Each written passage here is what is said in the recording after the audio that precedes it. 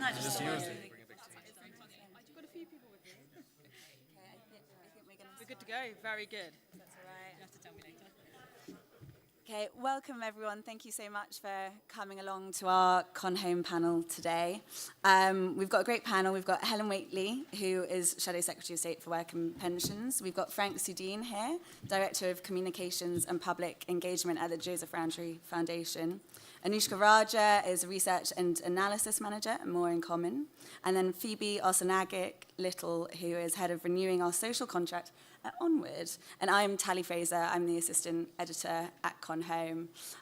So Helen here we have for a little period of time before she has to go run and do some more questioning by the media.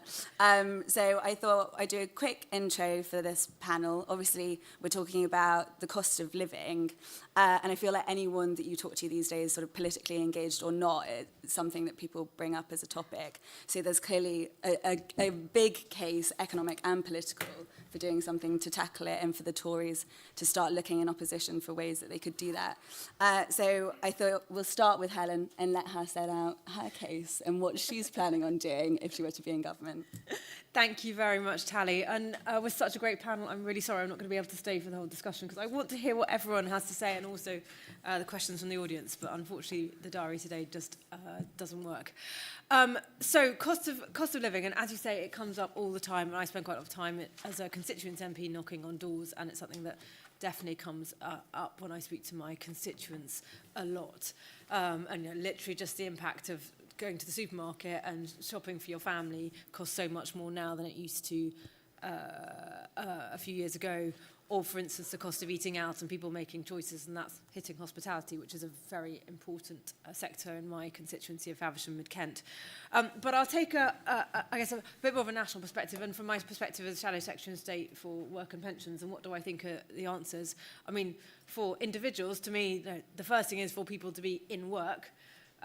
Another thing is for work to pay, and for people to be in work and having progression through work, not just on the same income throughout their whole lives. And as social care minister, I actually did lots of work on trying to develop a sort of clear career progression for people in social care, because to me that's one of the big problems with care as a career, is actually most people end up, even if they've worked in it for 30 years with tons of experience, earning the same amount as when they started out. I'm glad to say that is one of the things that the government, although they've reined in a bit, is kind of continuing.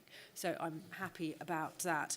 But fundamentally, the get a job and be in work is really important. And one of the problems we have as this country is huge numbers of people actually not in work. So we have around 10 million people of working age who are economically inactive. So they're not even earning an income, let alone being in a situation where their income might go up through their gaining their skills and experience in the workplace. And I think that is a disaster for those people, and it is a disaster for our economy. It is wasted lives, wasted skills, people not getting the experience and the satisfaction of what it is to earn money, earn your own paycheck, pay your own bills, pay your own way. And very, very few people who go on to particularly sickness benefits ever come off them and get into work. And it's particularly bad that we have around 1 million young people now who are not in employment, education or training. That number has been going up under the government, despite their rhetoric about they were determined to get young people into work. The opposite is happening. And so that is not only here and now clearly a terrible situation to be in, but risks the waste of a whole generation of young people who are not setting out in the world of work. Part of the problem for young people getting into work at the moment is that the government has made it harder and more expensive for employers to give people their first job. And this is my second main point relating to the cost of living, is the government is making decisions that drive up employment costs. That on the one hand goes into the cost of so many things, for instance, hitting the cost of food very hard. I speak to lots of fruit growers in my constituency in Kent. Their labour costs keep going up, and that goes through into the prices that the supermarkets are paying for charging for food, for instance. So that's driving up cost of living for everybody. But the other side of it is it's making harder for young people to get into work because employers say, well, A, with higher employment costs, particularly the national insurance rise, they can't afford to employ so many people. And B, with the Employment Rights Bill, they're much less likely to take a chance on somebody who doesn't have a track record, so making it harder for young people to get their first job. So for me as a Conservative, those are things I would badly want to fix, because I think it's essential that young people do get that first job and do set off on life in work and be able to improve their own personal financial situation. And then the third thing that would make the biggest difference to, big difference to cost of living is our economy growing rather than stagnating as it is. And you have a growth situation, and if you had welfare costs under control, and so you could bring around taxes, particularly, as I said, those kind of taxes on businesses, making it more expensive for them to employ people. You get into growth, you can invest in your workforce, become more productive, and that way lies prosperity and then more money in people's pockets, so they're not struggling with the cost of living.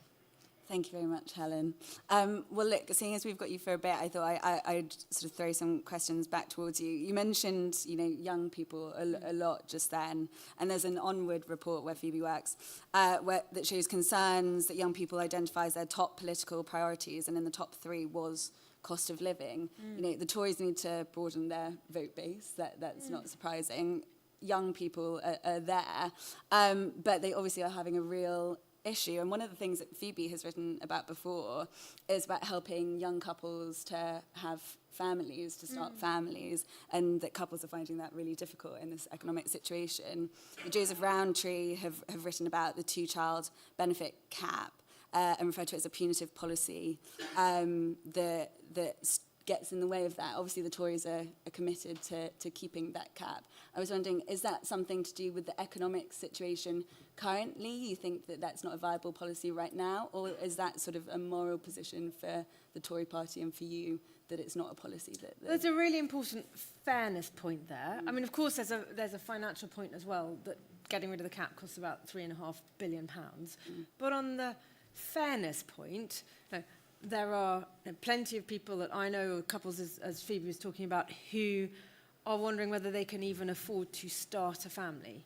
Many couples, both potential parents, who are not parents, are in work and looking at how are they going to manage to pay their bills and afford to have a child. So to turn around to that couple and say, actually, your taxes are going to have to go up so that that household can get extra money for having a 3rd, 4th, 5th, 6th, and many child, well, that isn't, it's just not fair. It's not fair in our system. I mean, we've already got a situation where people feel that our social contract is broken, and there's not fairness. There's not fairness between people who are paying in compared to people who are not working and receiving benefits, particularly those who could and should be working. So against that, I think to lift the 2-child cap makes it even less fair. But I do think that we should be looking at what we can do to help people afford and people in work in that situation, as I described, be able to afford to have children. Clearly, we in government did introduce significant extra free childcare. Some of that, actually, I benefited from years ago when my 3rd child was 3, and then you were beginning to be able to get access to sort of free nursery at that stage in life, and more has been introduced since then. My children are now teenagers. And so that makes a difference, but I know it's not the whole answer. I think it's something that we need to continue to look at. First and foremost, let's try and make sure that overall we've got a growing economy and people have more money in their pocket so they can afford, whether it's children, whatever else they might want to spend their money on. Yeah, no, it's great to hear. And I mean, when it comes to that fairness point and, a broken contract, we had an MP writing for ConHome recently encouraging welfare reform to be framed positively. And I think they said from not fit to work to a system of fit for work with support. Do you think that that's crucial to start framing it in that positive sort of light rather than on the negative? It's something I think about, and to what extent should I talk about, well, we need to do welfare reform to make savings and to balance the books, versus to what extent do I talk about it about the wasted lives of people who are living a life of benefit compared to what being in work gives you. I talk about both. because I think both are important. I think there is the hard fact that as a country, it is neither right nor affordable for us to be spending 140 billion and rising on benefits for people who are of working age, and heading towards 100 billion just on sickness benefits over this decade. That is a huge amount of money to spend, particularly when I know from the work I've done that within the people who are receiving those benefits are people who could be working. So actually saving money, that is important. But yes, at least as important is for people to be making the most of their lives, to have the satisfaction of going out to work, to have also the choices and the agency that you're going to get if you're earning your own living, rather than just waiting for the next bit of money to come from the state to go into your bank account. Some people, they will have a great career. Other people, I'm realistic, not every job becomes a fabulous career. Lots of people are working just to pay the bills, but still, it's much more satisfying to be working to pay the bills than just getting that money handed out to you. So I think that really matters in its own right. Mm-hmm. And I just wanted to see if any of the panel before Helen went off to leave just wanted to comment on the points that she's made and about how there is a positive and a negative sort of framing of this, and what could be done by the party in terms of cost of living to win over sort of younger voters and appeal to them. I would be quite interested just to come in on the two-child benefit limit. And one thing to say is that I think we really do, we've got the wrong terminology here. Just so everyone knows, the child benefit is not limited at all, okay? You can have 10 children and they can all receive child benefit. It's the child element of universal credit. That is the limited thing, and this is widely misunderstood. In a country where we do have many fewer people having children than they would like to, and with serious consequences for all of us, I think there is something about sending the signal, right, that if you do have more than 2 children, and you are poorer, you're on universal credit, that is somehow too much, and that you've gone beyond some kind of threshold. It is also the case, of course, that the majority of the country are very clear that they support the 2-child limit, and that they would agree with the fairness arguments that you have outlined there, Helen. So it's complicated. I support removing it for those reasons, also because, frankly, a lot of the people who really rely on that money, and we have had some research showing how the limit has affected their childbearing choices, not actually all that influenced by it, probably because many of those people have very difficult and somewhat chaotic lives, and they aren't planning in the way that we might expect them to sort of respond to those incentives.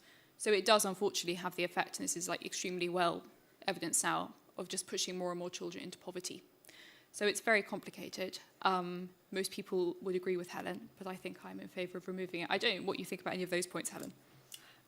No, I hear the arguments, and as I said, I support actually us having a conversation as a society about the importance of people having family, and actually what a good thing it is to have a family. And I know it's slightly on a tangent, but for many years schools have been busy warning teenagers against getting pregnant as teenagers. But a lot of those communications, when I've looked at them, have all been about how it's a terrible thing to have a baby, almost, and how hard it is to have a baby. And I literally said to my own kids' school, what about the rewards of having a family? What about what a wonderful thing it is to have children? No, you've asked so many people with children what matters most to you in life. It's your kids. Very few people, I think, regret having children. So there is something about the conversation that we need to have as a society about family.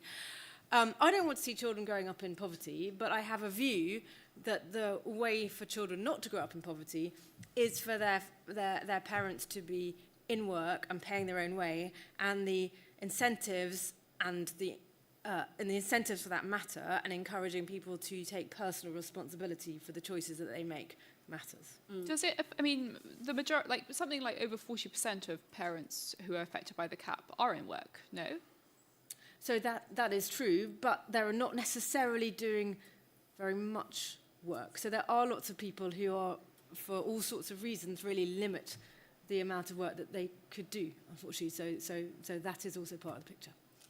Do you think in this case it's sort of dividing line with reform in what the Conservatives can do to address cost of living, in that you're saying, it's a very complicated situation. You do hear the arguments, but it comes back to sort of personal responsibility, and we want to see people working and earning their way and living in a sustainable life. We don't want to make sort of promises that we're not going to be able to. I mean, the fact is welfare is an area where there's a clear dividing line between both us and Labour and us and Reform, in the sense that we're the ones saying we need to live within our means on this, and we do need to make savings, and we need to make tough choices on this. We've seen that Labour, very conspicuously before the summer recess, when they tried to make savings in Parliament with the welfare bill, and it literally turned into a spending bill because their backbenchers would not back any savings.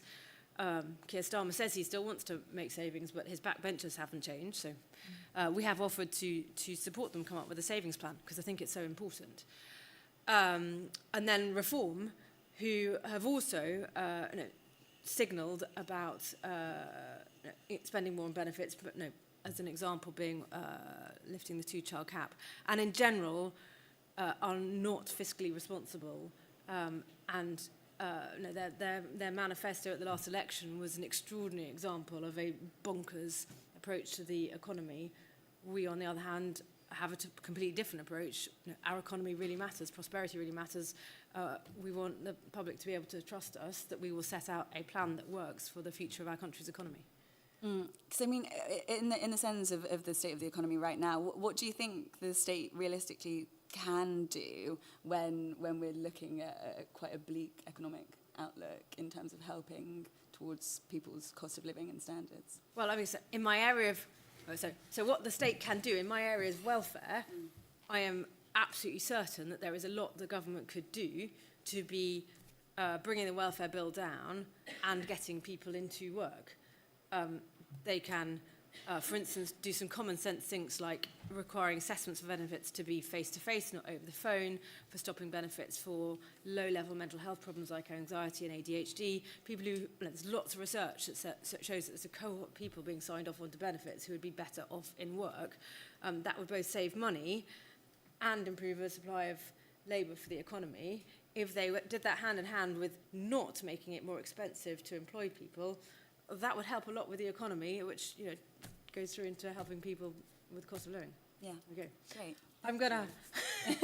Now you've grilled me. Time for Helen to go and get more grilling. My apologies that I can't say to take questions from the audience. So Thank you for taking thank you. part. Thank you Very much. Okay, so we'll get on to the rest of the panel now. So, Frank, obviously, I mentioned some of the Joseph Rowntree's previous comments on two-child benefit cap. What do you make, and what do you think that the Conservatives could be looking at doing to tackle cost of living? Well, thank you, Tally, and thanks, Helen, again for joining. So the title of this event was The Economic and Political Case for Tackling the Cost of Living. And I think I would just like to start by saying there is no case to be made. It's sort of like obvious. In the last 30 years, the Tory party have won a majority exactly once, which was in 2015, which also happened to be one of the few times since 2008 that real wages were actually rising and people were starting to feel more hopeful and better about the economy. In the run-up to the last election in 2024, we did a lot of public attitudes research to kind of try and understand what the election might be about, and were shocked by the extent to which cost of living was just completely flooding out any other issue. And I still find it, frankly, quite surprising that immigration, important as it is as an issue, continues to be like the thing that most people on the centre-right are talking about. Unless the Tory party is able to come up with an actual compelling case for what to do around the cost of living, it will get nowhere. I mean, these issues are not just salient, but like persistent, and have been persistent for a very long time. I'd also note that the Tory party is currently polling at 19%, and just to offer a counterintuitive point, I think that actually puts you in quite a luxurious position, because what it means is you have choices about what you want your next electoral coalition to look like. You are not sort of bound in by having to sort of make compromises with people who are already on the hook, as it were. Like, everybody doesn't trust you, so you can almost start from scratch. And I think what that means is, I just wanted to like offer a thought experiment, because we're sort of 4 years out from the election. And so a lot of different things could change. But what would it look like if the Tory party, you know, unambiguously, and I think Phoebe will talk about this a bit further as well, position themselves as the party of the outsider? So sort of saw themselves as the people who are on the side of those who can't currently afford to kind of buy their own home, who are under the cosh by sort of high energy prices, who are, you know, just struggling with the weight of never having enough money at the end of the month. And what would be the sort of policies, both not just within Helen's brief, but just more broadly, kind of economically, socially, that would come together in a coherent package to sort of address that. And like, look, it's easy for me as an observer to sort of say that. I know like public policy is hard and the financial crisis is hard, but I think it's really important that when we think about this, we think not just about incomes, we also think about costs. And there is no more important cost than housing costs. And I think one of the things that the Conservative Party is going to have to do is decide where it stands on house building and how to get this country building more houses. The last Conservative government was just on was about with enough work they could have hit their promise to build 1 million houses over the last Parliament, but they fell short because a set of local election results terrified them, and they resiled from the national house building targets, and the rest is history. Now I get it, you know, again, you have voters, you have people that support you, you can't upset them. But equally, this does call for a certain level of political leadership, and it does call for a party that's kind of willing to sort of stand up to some of its own supporter base and sort of say, this party will not survive unless it's able to deliver more housing for people who want to start families and who want to be able to like allow their sort of their salaries to go far enough to be able to put some savings aside. So I think that would be my main message. It's sort of simply, there is enough time to start to develop a different case, and ideally, it would start with costs as well as incomes. Thank you very much. And Anushka, I think you have some polling as well that you can relate to in terms of cost of living. Yeah, I mean, we've been doing some research at More in Common with the Joseph Rowntree Foundation about how the public understand the cost of living, how they experience it. So I'm going to be annoying and share slides, I'm sorry. But as Frank said, I mean, the cost of living is just not going away as an issue. You can see that it's the top issue that people select as the big issues facing the country, and has been for the last 3 years since we started polling. And I think that's partially because it's just quite personal for everyone. So everyone I've ever spoken to in a focus group about this has a personal story about the cost of living, either something about acute struggle that they're facing directly, or about their family members, their communities, and the way that it's impacted them. And these impacts sort of fall into 3 or 4 themes. The first is degrading quality of life. So as I mentioned, it could be financial struggle in a really acute sense, or it could just be missing out on those little treats or little luxuries that used to seem possible and now seem out of reach despite working hard. The second is unfairness. I actually hear this as much from older people as I do from younger people, but the sense that the aspirations that people used to have about the cost of living, about life goals such as buying a house or even just getting a job, now seem out of reach for the younger generation, and the sense that this is unfair. And I think as well, the loss of security is something that people feel quite strongly. So people talk about having a buffer at the end of the month that they no longer have, and the fact that anything coming up as an unseen cost can sort of blow people off course. I think that also feeds into people not wanting to take those next steps. So buying a house or moving job, people uncertain about what their costs are going to look like in a year or two. And understandably, this feeds into well-being as well. So people talk about stress and anxiety. These are actually some of the hardest focus groups I've had to moderate when we were talking about people's difficulties with the cost of living, and in some cases, the social isolation that they've found going with that too. And just on the political point, I mean, we talk to people about who is responsible for the cost of living and for increasing living standards going forward. And people across the political spectrum sort of talk about this quite similarly, which isn't always the case in focus groups about different issues. But people kind of fundamentally lay blame at the feet of both businesses and the government. And there's a widespread sense that government isn't doing enough to tackle the cost of living, and also lacks direction in tackling this issue. And again, I heard that from people sort of every party. I won't go through this in too much detail, but at More in Common, we use these 7 segments to think about the different groups of the public and how they think about politics. And I just wanted to zoom in on the 3 that are key for the Conservatives. So you can think of them as your established Liberals, that's your blue wall; rooted patriots, that's your red wall; and then traditional Conservatives, your classic Tory-based Shire Tory.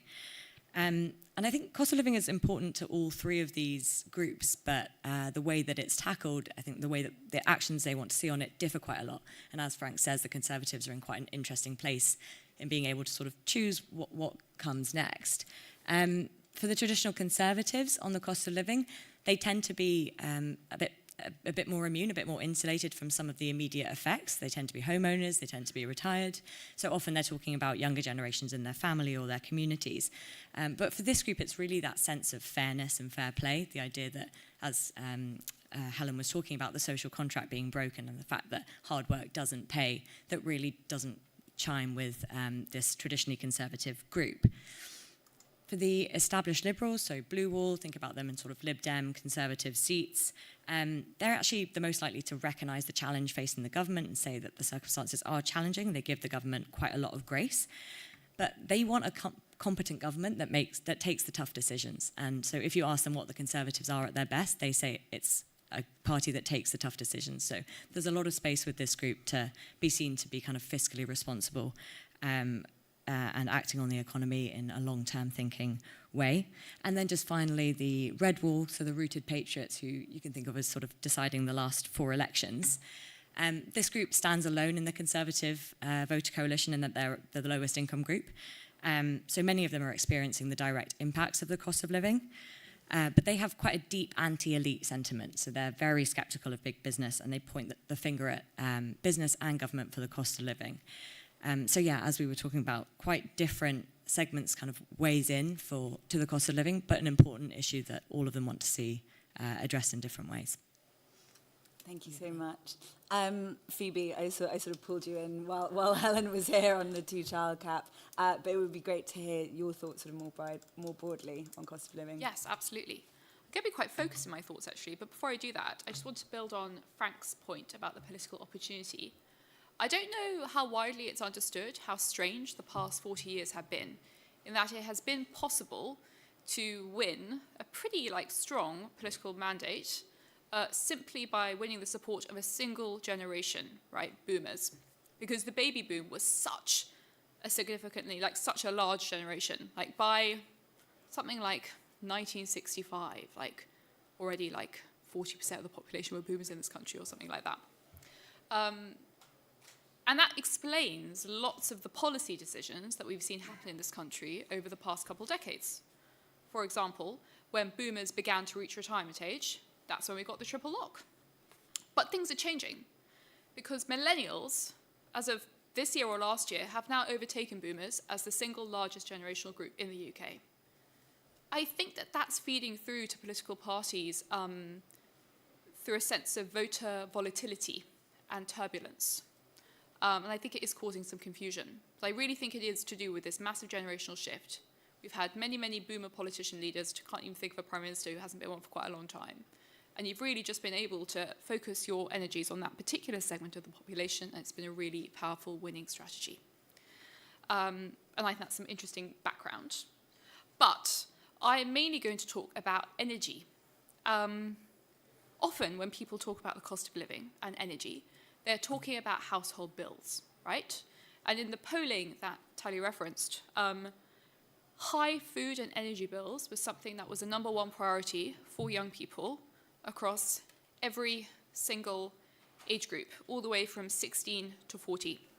So that's one good reason, right, why we talk about this a lot in terms of the cost of living crisis. But we forget that energy is, of course, a factor of production. when manufacturers pay higher energy bills, they pass those on to consumers. If it costs more to refrigerate milk, then you're going to pay more for milk. If it costs more to keep frozen food frozen in a shop, then you're going to pay more. If it's more expensive to run a restaurant, I can only seem to think of food-related examples, then you're going to pay more. If you're a manufacturer and this input has become more expensive in production, then you are going to pay your workers less, or you're going to give them fewer wage increases, and you're going to employ fewer people. So this is the fact that our energy is very expensive in this country is a massive, massive contributor to the cost of living crisis. Now, we are currently paying the highest industrial energy costs in the world, in the developed world. The price paid by UK manufacturer for their energy is 63% higher than in France, and it's 27% higher than in Germany. This is a really peculiar situation that we're in. And household energy is also now the second most expensive in the world. So that's those household bills that I mentioned at the top. We were, for a period of time last week, the most expensive in the world, but we've been beaten by Slovakia. Why are our energy bills so high? Well, because of policy choices. You have very clear policy choices that have been made over a long time that have been extremely well-intentioned, right? We have a number of green levies and subsidies in our energy system that exist to promote and aid the development of renewable energy sources so that we can come closer to net zero. Now, I say like a subsidy on energy, I think that can make people think, when they hear renewable energy subsidies, they think, oh, brilliant, so the government successfully made renewable energy cheaper. So that means that I get to have energy for less. Just like when Rishi Sunak kindly subsidised all our restaurant bills. That was nice. But actually, that's not quite how these energy subsidies are working. They are funded by levies on consumer bills through things like contracts for difference, which means that if you are a wind or solar energy producer, you get to produce your energy and get a price for your energy, a guaranteed price that is above the market rate. That difference is paid by suppliers, and they pass those energy costs on to us. The renewable obligation, which is now sort of being phased out, but still with us, is the same. So lots of different ways. And we're trying to do something good here, right? Like, we're trying to help the country move towards renewables, but there is a price being paid, and it's not just coming through general taxation, it's really coming through your bills. And that's seen by consumers, and that's seen by the industrial sector as well.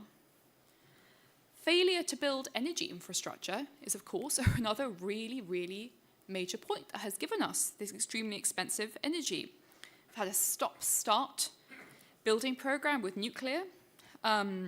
We've allowed our fleet to decay because we keep thinking that we're going to be using some other kind of energy source, and actually we haven't really thought ahead properly. We've got over-regulated nuclear now, arguably, lots of people would say, so it's actually very hard to get anything built now. We also obviously have a messed up planning system, which makes building these things even more difficult. I mean, in 1965, this country had more nuclear reactors for energy than the rest of the world put together, and by like quite some way as well. I mean, truly astounding. Now, we have 9 nuclear reactors. France has 56. Our populations are pretty much the same size. So that's pretty incredible, I think. We have to take energy really seriously. Too often when every year, I think, there's at least one really good event on living standard, on cost of living at Conservative Conference. And every year, there's also a number of really good events on energy costs and the ways in which subsidies are maybe not working properly. But it's always very different people. So I'm standing in for all my top draw, nerdy energy policy friends and saying, this really matters. This is really affecting everyone in society, but obviously particularly the poorest, lots of businesses. Yeah, so that's my point. Thanks very much, everyone.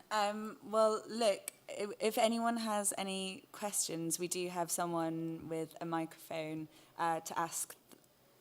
We've got a lady over there. It would be great to get a microphone too. Thank you very much. Hi, I'm Sally. I'm from Money Saving Expert. Really interesting panel, thanks very much.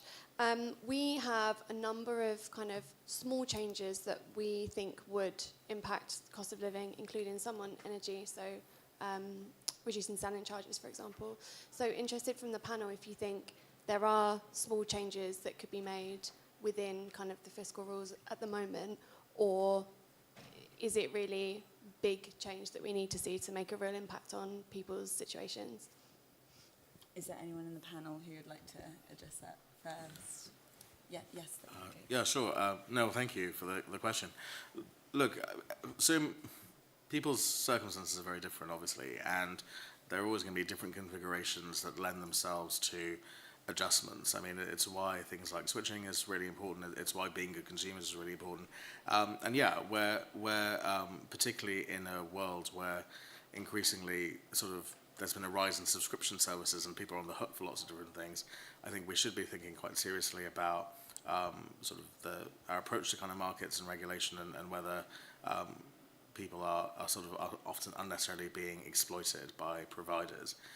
That being said, you know, the things that Phoebe was talking about, that I was talking about, we are dealing with the consequences of decades of sort of policy choices and frankly policy failures. And unless we confront those and begin to kind of think about the kind of difficult conversations we need to have with ourselves about how to kind of get to somewhere different, then we're going to kind of continue to kind of stagger onwards. There is no magic technological solution that's sort of going to come and save us from any of this, unless we're willing to kind of build more nuclear power and sort of like wean ourselves off the volatility of gas prices, for instance. Unless we're willing to build more houses so that people can live in, then we aren't going to kind of get very far. I do think there are interesting things as well, though, around going back to where Helen began, the social security system. And again, this would build on you know, really good Tory policy. I think one of the best things that the Conservatives did when it was last in government was around universal credit. Just introducing universal credit was an acknowledgement that the reality of the labour market was such that the welfare system needs to go with the grain of the labour market. We couldn't wait for everybody to have like high-paying, highly productive jobs. There were always going to be a group of people who were going to move in and out of low-paid, insecure work, who were going to rely on sort of working tax credits, and that was how we were going to design this in a way that actually made sense for people's lives, and that did make quite a big difference. So I think there is definitely a lot to be said for like studying the detail of people's lives, understanding where those cost pressures are, and I mean, I'm sure your organisation and lots of others will be doing that, and that's really important as a contribution. But equally, we have to deal with these systemic issues as well. Otherwise, we're just going to keep coming around in this circle anytime there are big price shocks. And you know, looking at the world as it currently is, I don't think we're looking at a century that's going to become suddenly wonderfully tranquil. So, like, you know, we need to kind of get ready for this. Because Phoebe, I know that Onward have looked at issues like this in lots of detail, and both you and Frank have spoken about sort of the need for some bold action from the Conservatives while they have a period of reflection and time to think about what they might do if they ever were in government. Do you want to sort of tackle that question? I don't know if I have anything much more to add. I think the only thing, I mean, we're talking about bad policy choices that have been made that seemed good at the time that were well-intentioned. I mean, Ed Miliband is about, I mean, I mentioned contracts for difference, which are very, like, tedious and, like, tiresome and difficult to explain. But they have arguably, like, hugely, in fact, it is the case, they have hugely added to energy costs, right, and energy bills faced by everyone. And Ed Miliband is about to sign some extra long ones, the longest we've ever had, that will bake in this problem for about 20 years. I think maybe this week or next week.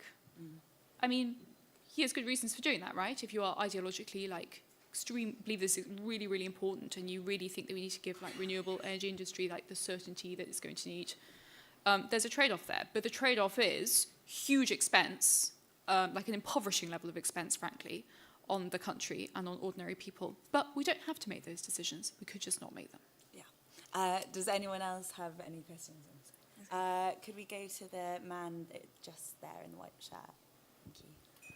Hi, it's Seb from Shelter. I guess I just wanted the panel's reflections kind of on the private rented sector, because at the moment what you've got is about 50% of all privately renting families are reliant on local housing allowance, so welfare benefits just to pay their rent.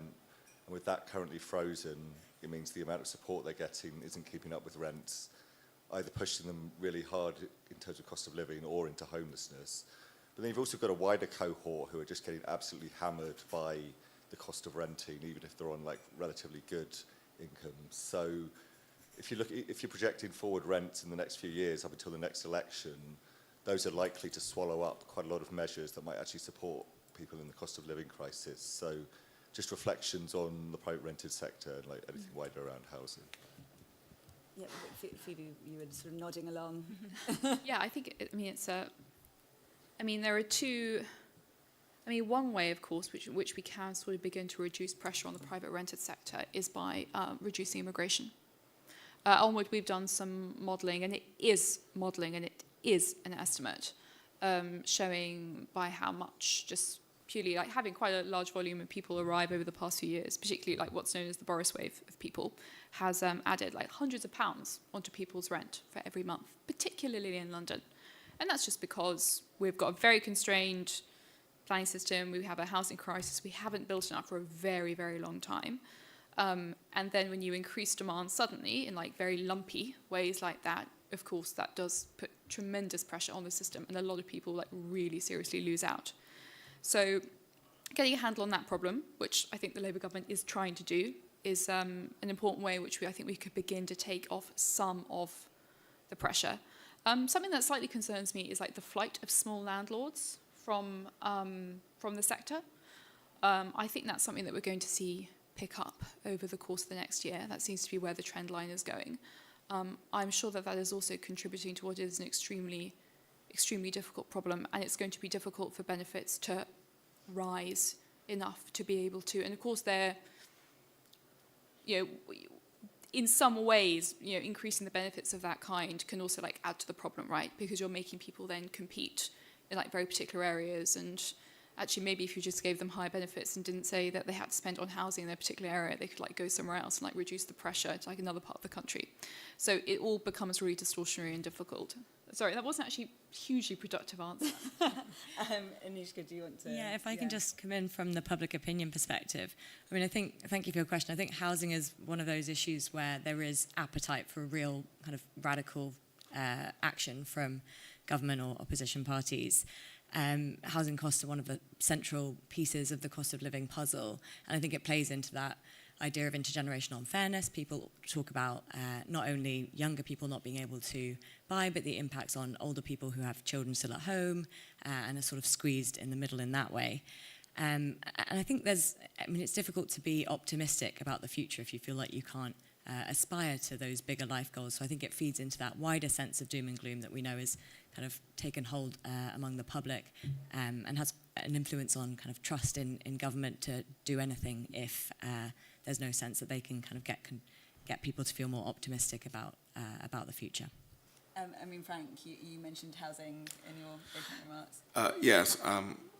So I think where I come at this is really it's about what values most matter to you and what you're willing to pay for them. So it seems to me obvious that if you decide that you want to have a planning system that actively sort of restricts the amount of houses, new housing that can be built for like legitimate reasons, whether it's about kind of preserving the sort of natural landscape of a place or whatever, then that's going to have a knock-on effect on people who aren't already in the system, who don't own houses, and you have to ask, what are you going to do for them? Now, if you're going to have that system, then you have to be able to subsidise the people who can't afford to build houses. You can either choose not to have a housing benefit system and sort of like really liberalise planning and just like let rip and then allow the market to kind of reach a balance. But if you're not going to do that, then you have to subsidise people. I think on sort of landlords, it's kind of quite interesting because there is something we talked about around a little bit on the edges of this around how we pay for things. And I think there's a sort of general sense that actually at the moment the balance between the taxation we place on income from wages versus the taxation we get from returns on capital is uneven, and there ought to be a rebalancing as part of our general taxation system. And some of the changes that were made to the sort of on private landlords were an attempt to kind of move in that direction, and it's clear that they're kind of responding. But I think what's really odd about the housing system is it's on one level both highly regulated and then under-regulated, to Phoebe's point about immigration, in that although we like massively restrict the building of new houses, we're not very restrictive about what landlords can do with the houses they own. So of course, if you're a landlord and your choice is renting to a young couple who will pay like, you know, whatever is within the bounds of their wages, or you can like turn like a 2-bedroom flat into like a 3-bedroom or even like a 6-person sort of like accommodation using various rules or the under-enforcement of existing rules, and cater to sort of people who are coming in and, you know, working on low wages and are therefore choosing to kind of like pool their salaries with others to take on housing. Unsurprisingly, it's going to have an impact on the supply of housing because suddenly you've created a whole new market. So I think, you know, immigration might be a factor, but it's also about how we choose to regulate housing, both in terms of how we over-regulate the supply of housing and how we under-regulate the private rented market as well. So. Have we got any other questions? Can we come to the gentleman at the front here, please? Thank you. Hello, thank you. Really interesting discussion. Thank you to the panel. I'm Neil Jory, I'm a district councillor in West Devon. I wonder whether the panel has a view about right to buy in all of this discussion about housing. I know as a district council, we divested ourselves of our council houses quite a while ago to housing associations. I think we're a bit frustrated that those housing associations seem to more and more operate as landlords and have a sort of commercial aspect of what they're trying to do, in particular selling houses in hard-to-reach locations and reinvesting that money in towns where, as a rural community, they're not really needed from our perspective. But I wonder, and as a Conservative, of course, I quite like the right to buy legislation and what it did for a whole generation of people. But I wonder whether there's a case for councils being able to buy housing that is outside of that remit and providing ways then for families that subsequently want to move on to their own property to do that. Is there anyone who'd like to do? Yeah, Phoebe. I'm worried that I'm not very specifically answering your question, but can I use it to express my scepticism about social housing as an institution? So I think right to buy is good in the sense that it's a good way of like divesting councils of these assets. Essentially because, and I've not thought about this in huge depth, but it seems to me that, I mean, when you have a system where you're trying to allocate social housing to people and you have like an escalating ladder of need, and even people who are not eligible in the end or who miss out will often be extremely high need, right? And like and you really have like a winner and losers, right? If you're one rung higher, great, you have a home. One rung below, your need is actually not all that much less, like still pretty serious and difficult situation, and yet, sorry, you know, we don't have anything for you. Come back to this thing of, can we not just give people money? You know, the housing element of universal credit is pretty generous. And to the extent that we can avoid building more social housing and we can potentially just give people the cash so that it can rent themselves privately, I do just think that would be a lot less distortionary, and would potentially solve quite a few problems. I'd actually be quite interested in what your view was on that as someone who's probably thought about this in more detail and also sort of experienced what it's like to manage these properties. Could the microphone come back just to hear from the gentleman very quickly, and then we'll go to another question. Thank you. I agree with you. We talk a lot in councils about, with our Section 106 arrangements, affordable housing, and it's a term that always strikes me as being a bit odd because if you can't afford it, it's still not affordable housing. My view would be that there is perhaps an area where there could be some housing that is invested in by councils that could be put out at an appropriate rent, and that would have an effect on the market in general in helping to try and keep commercial rents down. But, you know, I mean, I'm not sure the model at the moment works, and I don't know whether the model I'm suggesting would work. I still think there's a case for housing associations, and we work with some really good housing associations that do a right to buy option. So, you know, there are things out there in the marketplace that I think do work. Thank you very much. Any other questions? Could we please go to that gentleman just on the end there? Oh, hi, my name is Shmuel from London Disability Charity MainCap. So my question is, many people with learning disabilities cannot work because of lack of support. What specific actions should the Conservative Party take to address the higher bills? to disability due to yeah. Among people with learning disabilities.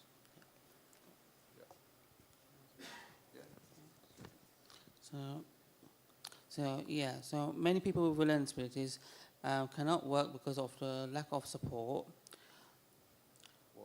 What should Conservative Party take to address the higher rate of food poverty among people with learning disabilities who often face additional barriers to accessing affordable food? Great, thank you very much. Frank, that feels like perhaps one for you to tackle. Yeah, no, absolutely. Well, when I began this panel, I talked about the importance of housing, but absolutely one of the most important things we can do as a country to ensure that the cost of living crisis doesn't bite too deeply on the people who need help most is to reshape a social security system so it does actually allow people who need it to be able to cover their sort of essential needs and by buying various goods and services and setting the levels at the right rate. And I think, this is obviously very pertinent right now because there is this ongoing conversation about what's happening within the welfare system and the sort of rise, it is, of sort of claims being put in for various forms of disability. And I know that, there are some people who suspect that these rises are primarily a function of the design of the system. And it's possible that that might be true at the edges, but I don't think we've been kind of sufficiently curious about what is going on in society that more and more people are sort of like finding themselves unable to work and the sort of broad spectrum of sort of conditions and issues that might be represented within that. So I think the point I'm making is that, look, of course we need to be attentive to this question about the rising welfare bill, particularly if what we want to do is over time reshape it so it is able to allow people who need it to be able to really cover their essential costs. But it has to start with some kind of curiosity about what's actually going on. And I think everyone I sort of see participating in this debate thus far either sort of like, portray claimants as sort of either they're angels or they're like deep sinners. And there's a lot of stuff going on, and it's probably not going to be one answer. We're going to need a kind of very tailored, thoughtful approach through this if we're going to get somewhere better. I want to try and squeeze some other questions in if there are any. There's a lady at the back just there. Thank you very much. Thank you. So I'm Flora from the Motor Neurone Disease Association, and I wanted to touch on energy bills. So motor neurone disease is a really expensive condition to manage. People pay on average double the average energy bill per year because of the condition, and that's related to obviously having electrical equipment, but also because you have to have the heating on a lot more because you can't move, so you get very cold. So we've been kind of asking for something like a social energy tariff or increasing the warm homes kind of amount that they give, the warm homes discount scheme to extend to people with disabilities. I'd love to know kind of the thoughts of the panel around those types of initiatives, or if you had any kind of further suggestions on how to help people with disabilities with rising energy bills. Thanks very much. Does anyone want to sort of take that on first? Yeah? Yeah, no, for sure, it's a real problem. Well, colleagues of mine at JRF, one of the things we've been sort of looking at is a rising block tariff. So the idea, which is that essentially, at least below a certain level of energy, people can access at a subsidised rate in order to sort of insulate them from volatility in wider markets. The tricky bit becomes exactly what you just mentioned, which is there are then lots of individuals who have very legitimate reasons for having higher energy costs. It's not they're just like charging their iPads all the time. And there's sort of something about how do you kind of accommodate that. And I mean, that's kind of what we're working through. But I think it is ultimately a combination of lower basic unit costs and then some sort of earmarking for individuals who have really good reason to have higher energy costs as well. Phoebe, do you want to touch on that at all in terms of the sort of energy aspects? I mean, we've covered it pretty widely already. It's been a very long time since I thought in depth about the warm homes discount, which for a long time I thought was the warmer homes discount. I mean, it sounds like, as Frank says, a real problem. I do worry a little bit about giving people like lots of piecemeal bits of benefit like that. I think this is a general disease that has like overtaken us all as a sort of like, we have brainworms over this, I think, over the past 20 years or so, where we give people like piecemeal, like guarded amounts of specific things. We even see it the way we talk about poverty, period poverty.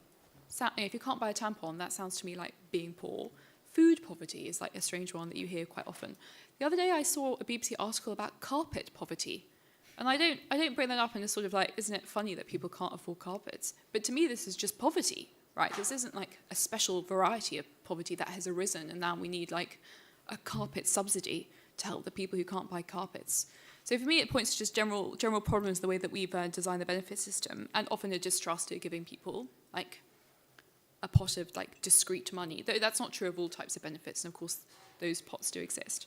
So I'm kind of nervous about adding on to that architecture. It makes me think that, in many cases at least, it just means that payments aren't high enough.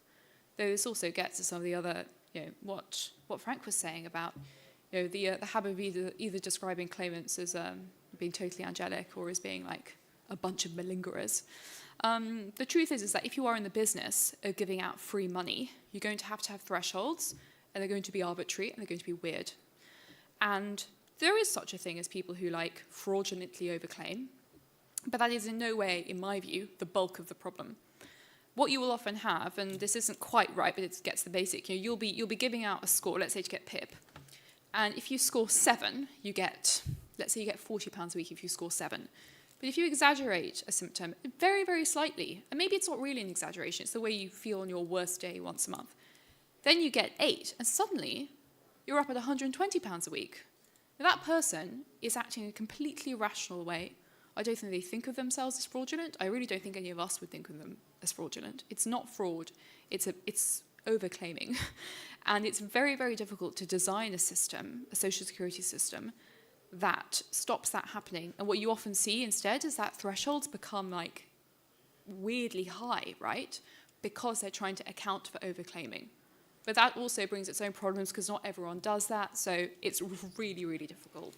Yeah, I would just agree with you, Phoebe, from a public opinion perspective. I mean, when we've tested policies like more subsidies for those who are on lower incomes for energy bills, people are worried about people like those who are talking about who need higher energy costs but not for any kind of luxurious reason falling through the cracks because there's just general sort of low trust and skepticism that government can effectively kind of make sure that it works for everyone. But on the flip side, those piecemeal benefits, I think the public is sceptical about for the same reason, where there's a sense that people will fall through the cracks, that the quotas won't be set appropriately, that they'll not think about something, and people kind of point to the example or two that they would see in the news or the person that they know who might not be appropriately accounted for. So I do think there's a public opinion challenge on some of those sort of more niche challenges being addressed through benefits. Well, I think that's our time up. I just wanted to say thank you so much for coming to this ConHome event in partnership with the Joseph Rowntree Association, and thank you, Foundation even, and thank you the audience for thoughtful questions and the panellists for all your contributions.